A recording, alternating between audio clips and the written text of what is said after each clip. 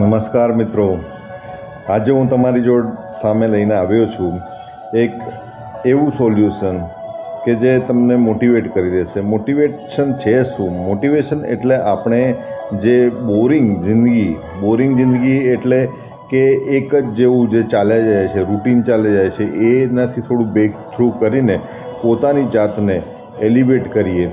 તો એ કેવી રીતે કરીશું તો આપણે એના ઉપર થોડુંક સમજીએ મિત્રો.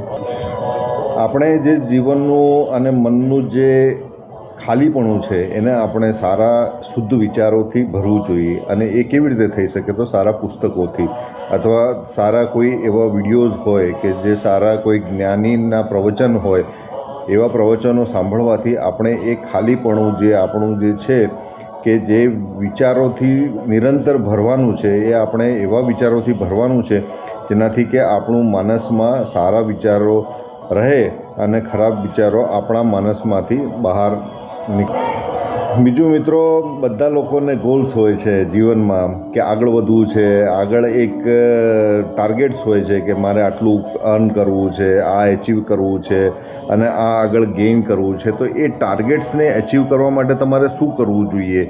તો એ ટાર્ગેટ્સને એચીવ કરવા માટે તમારે લક્ષ્ય બનાવવા જોઈએ અને એ લક્ષ્યને એક ડેલી લખવા જોઈએ કે મારે આ લક્ષ્ય છે, આજનું આ લક્ષ્ય છે, આવતીકાલનું લક્ષ્ય આ છે. આજનું રોજનું લક્ષ્ય લખીએ અને સવારથી સાંજ સુધી એ લક્ષ્ય પૂરું કરીએ તો આપોઆપ આવતીકાલનું અને પરમ દિવસનું અને આખું જીવન એ રીતે મેનેજ થઈ જશે. પરંતુ એક શોર્ટ ટર્મ ગોલ, બહુ જ શોર્ટ ટર્મ ગોલ કે આજે બપોરે સુધી 1 કલાક, 2 કલાક, 3 કલાકમાં હું કયા કાર્યો કરીશ, એ કાર્યો લખી દેવા. તો એનાથી શું છે કે માણસ પોતાના સપના સાકાર કરવાની દિશામાં આગળ વધે છે. આ એક સારો થોટ છે.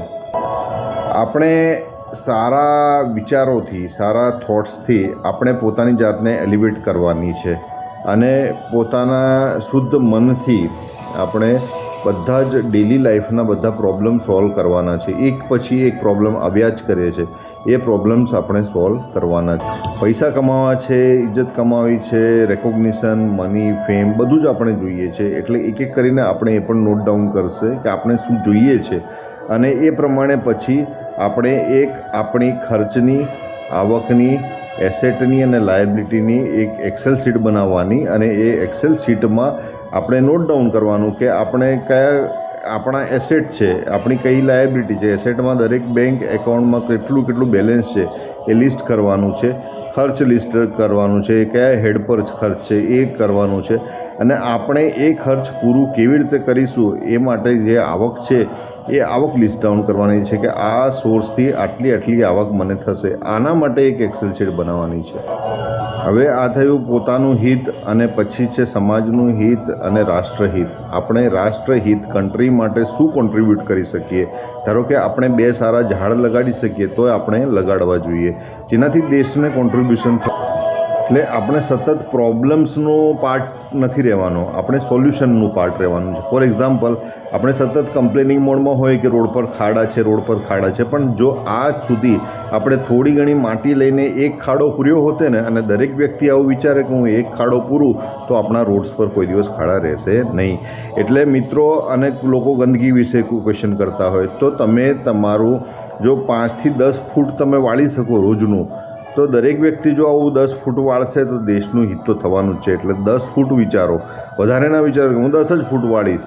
હું રોજનું 10 ફૂટ વાળીશ, રોજનું એક ખાડો પૂરો કરીશ, એક વૃક્ષ લગાડીશ, 1 મહિનામાં 1 વૃક્ષ લગાડીશ, વધારે ના કરશો. 1 વૃક્ષ પણ બહુ થઈ ગયું. જો એને માવજત કરીને મોટું કરશો તો 1 વૃક્ષ પણ બહુ થઈ ગયું. એટલે this is the way V contribute to our nation. આપણે આવી રીતે કોન્ટ્રીબ્યુટ કરી શકીએ આપણા રાષ્ટ્રને. પ્લસ આપણે સારા મનુષ્ય તરીકે રહીને પણ રાષ્ટ્રને કન્ટ્રીબ્યુટ કરીએ છીએ. બરાબર છે? આપણે અહિંસક રહીને, સારા મનુષ્ય રહીને પણ રાષ્ટ્રને કોન્ટ્રીબ્યુટ કરીએ છીએ, તો એ પણ કરવું જોઈએ. હવે મિત્રો, આત્મજ્ઞાન તરફ આપણે કેવી રીતે વધીશું અને આત્મજ્ઞાન કેવી રીતે મેળવીશું એના વિશે થોડી ચર્ચા કરીએ. તો આપણે એવા ધ્યાનમાં ઇન્વોલ્વ થઈએ, જેમ કે એક ધ્યાનની મેથડ છે, વિપસ્સના સાધના છે. આપણે એ 10 દિવસની શિબિર કરીને આવીએ અને એ શિબિર કરવાથી આપણને કેવી રીતે ધ્યાન કરવું એ આપણને આવડી જશે. પછી રોજ એની પ્રેક્ટિસ કરવાની છે. એનાથી આપણા મન પર કાબૂ રહેશે, નિયંત્રણ રહેશે અને આપણા વિચારની શુદ્ધિ થશે, મન શુદ્ધિ થશે અને મન એકાગ્ર પણ થશે. જેનાથી આપણે એકાગ્ર મન દ્વારા આપણે બધા જ આપણા જીવનના પ્રશ્નોને સોલ્વ કરી શકીશું.